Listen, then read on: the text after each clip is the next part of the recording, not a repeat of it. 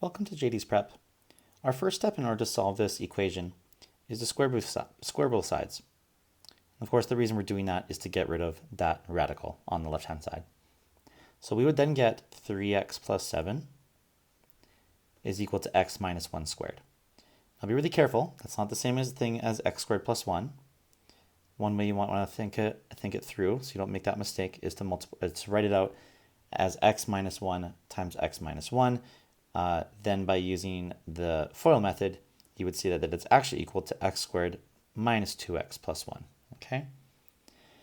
Our next step here would be to try to manipulate this equation so everything's moved over to one side. And so what we're going to do is we're going to subtract 3x and 7 from both sides. And then that way, the left side is just going to be equal to 0. And the right side will be x squared minus 5x minus 6.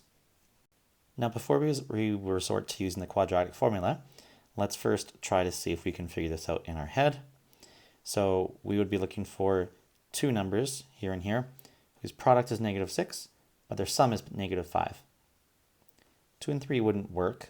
However, 6 and 1 does if we do negative 6 and positive 1.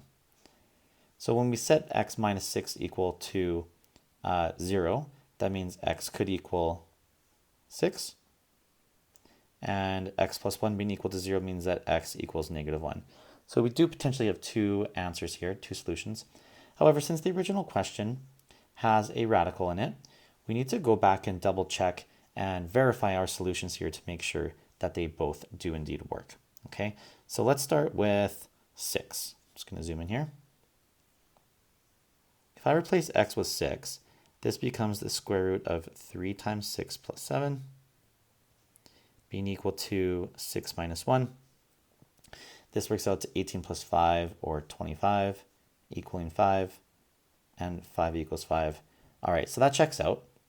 Now our other solution was negative 1. Let's double check that works out.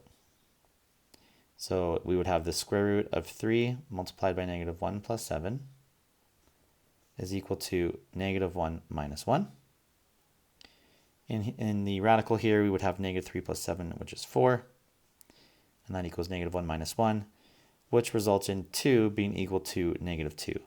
So we've got an issue here. So we just discovered that x being equal to negative 1, in fact, does not work as a solution.